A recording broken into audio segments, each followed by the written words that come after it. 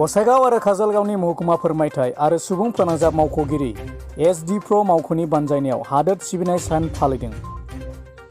अक्ट' 28 जुलाइ 2021 महकुमा फोरमायथाय आरो सुबुं फोनांजाब मावख'गिरि एबा SDIPRO मावख'नि बानजायनायाव दिनै आसाम सोरखारनि बिथोन बायदियै गिबि खेबनि थाखाय हादोर सिबिनाय सान फालिनाय जादों।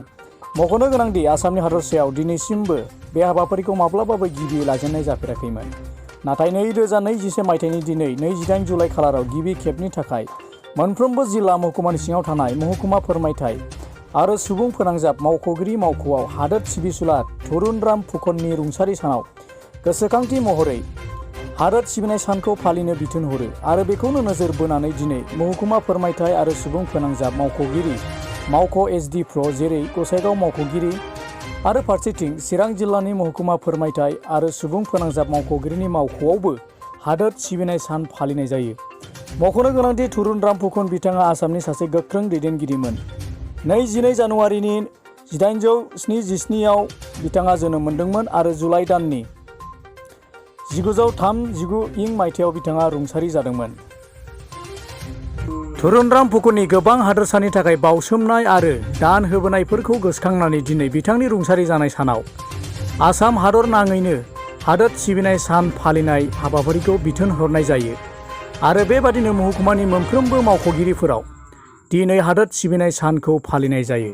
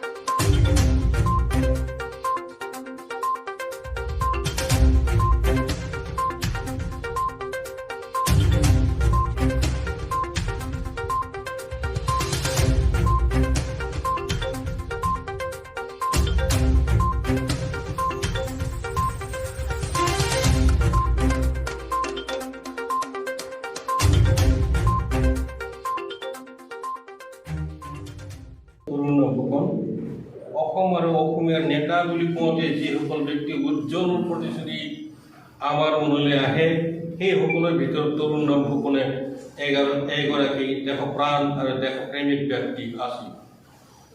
অসমত স্বাধীনতা আন্দোলনৰ প্ৰধান নেতা দেশৰ প্ৰতি নিষ্ঠাপূৰ্বক সেৱাৰ বাবে তৰুণৰাম ফুকনক দেশভক্ত উপাধিৰে বিভূষিত কৰিছিল।